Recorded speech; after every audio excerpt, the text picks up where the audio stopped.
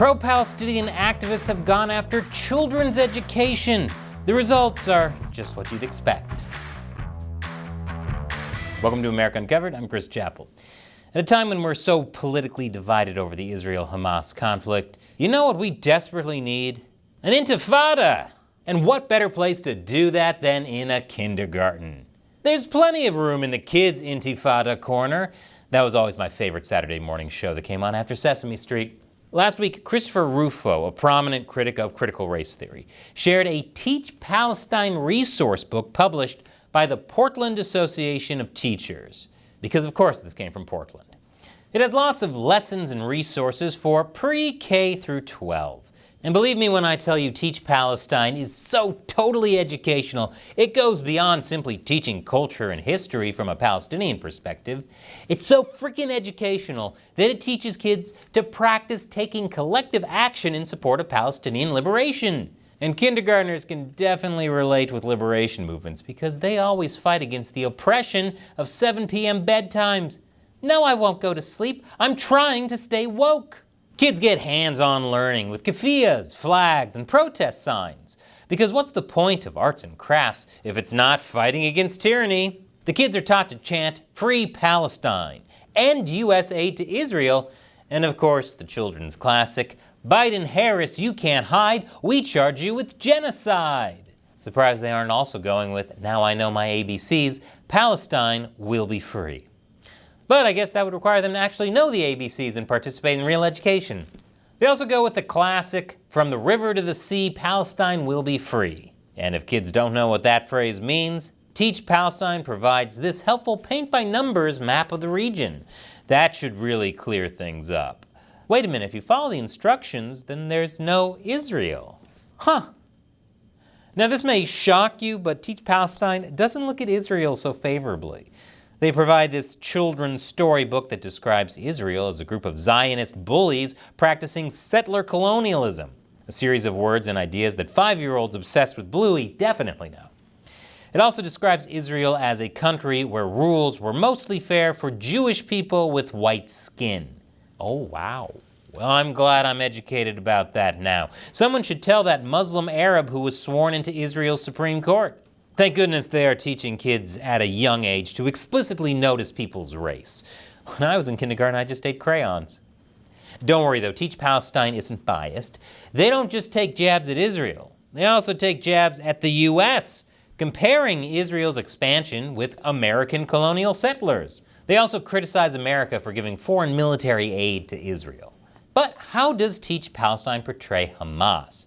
Well, definitely not like terrorists, that's for sure. They simply refer to Hamas as fighters in Gaza, which is like referring to ISIS as YouTube content creators. Although it admits fighters in Gaza took hostages, Teach Palestine seems to suggest that Hamas just wanted to trade for Palestinians in Israeli prisons.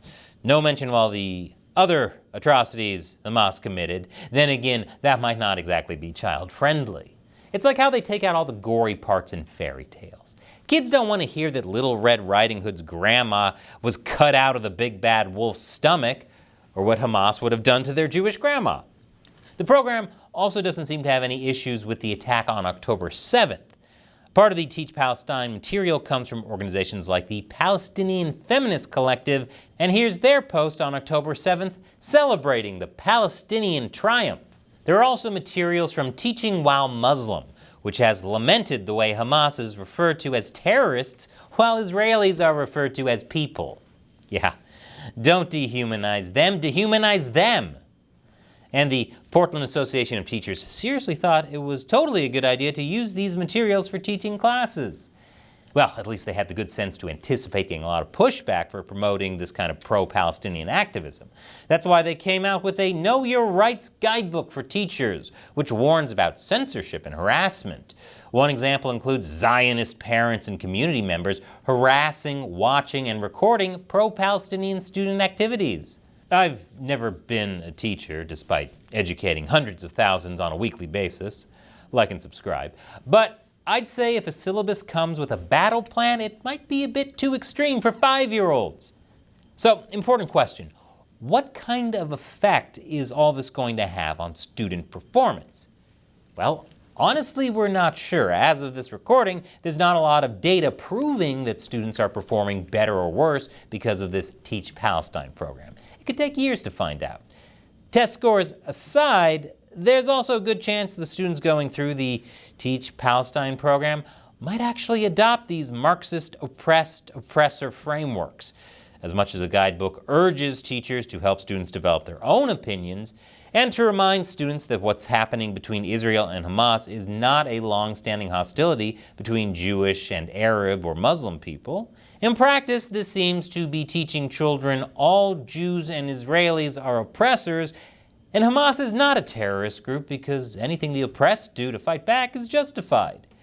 The curriculum itself pulls a quote saying, "An educator in a system of oppression is either a revolutionary or an oppressor." I'll take logical fallacies of false dichotomy for $200, please. Considering teachers often have to buy their own class supplies, they don't get paid enough to be either. As we've seen before, one of the biggest issues with the oppressor framework is that it easily leads to the dehumanization of those deemed to be the oppressor. But don't worry, students in the Teach Palestine program totally won't come out like these folks. Hezbollah, Hezbollah, Hezbollah. Kill another Zionist now. You're saying you're kind of armed resistance is the only way out. Is that to say that you support the attacks of October 7th? I support by any means necessary what Hamas can do to resist the genocide that is October 7th. Was a brilliant raid into Israel to resist and overthrow the oppression. Just in case, why don't we add a few critical thinking classes to the curriculum? Fingers crossed. Bringing all this up ain't exactly something YouTube likes, which is why I need your help. Help the show out by liking and subscribing. YouTube has been mass unsubscribing people, so make sure you're still subscribed. And if you can, support the show on patreon.com/AmericaUncovered. You can contribute however much you want on a monthly basis, but you could also set it up for just $1 an episode. And as a thank you, I'll respond to one of your questions or comments. Today's comes from Michael G. Sarr. Chris, political hypocrisy bingo. That might be a funny/depressing cut-to bit. Hey, you know, Michael, I think I could make that a recurring segment on this show. Great idea. Michael was responding to this episode where I talk about Alex Jones's latest legal woes. So let me go ahead and point out a little political hypocrisy. Toyota once had to pay $1.2 billion for covering up safety problems they knew were deadly. Well, Alex Jones has to pay $1.5 billion for saying something stupid online. I'll let you make of that what you will. Thank you for your support, Michael, and thank you for watching. Hit that orange button to join and support the show on Patreon. And if you didn't know, I also have a new show called Deep Thoughts While Gaming, where I combine news, politics, philosophy, and my patented humorous approach with gaming, all in the space of 15 minutes or less. Click here for the latest and let me know what you think. Once again, I'm Chris Chappell. Thanks for watching America Uncovered.